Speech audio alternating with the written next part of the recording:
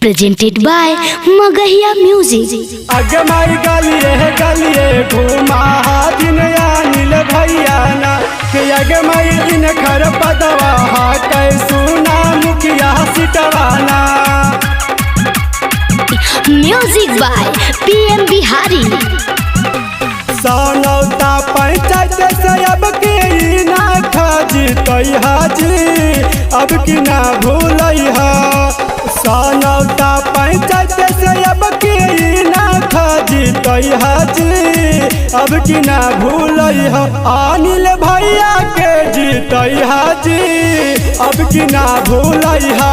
अनिल भैया के जीतई हाजी अब की ना भूलई हा। ना शर्माना है अनिल भैया को जीताना है। ना जाना ना शर्माना है अनिल भैया को जीताना है।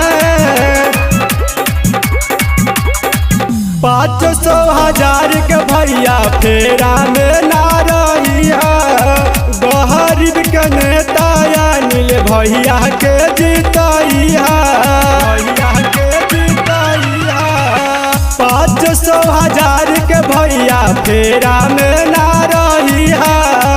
गरीब के नेता अनिल भैया के जीतई है।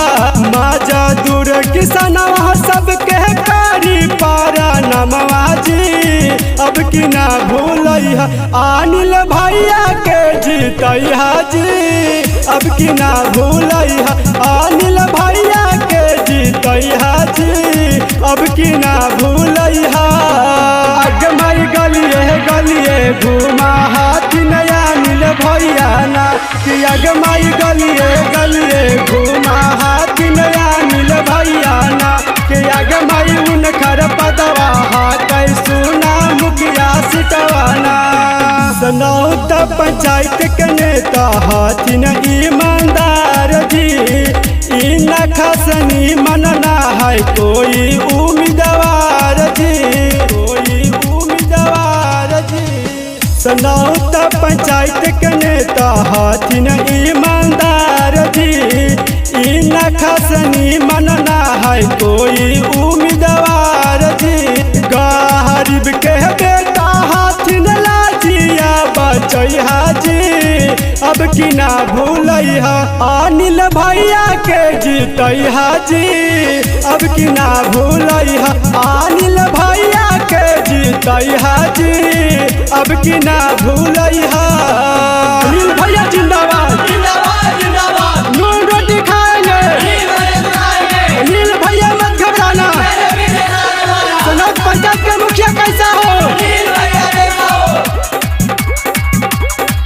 काहे अच्छा छैला दोनों हाथवा जोड़ के भोट देवे गई है भौजी साभे कमवा छोड़ के कमवा छोड़ के।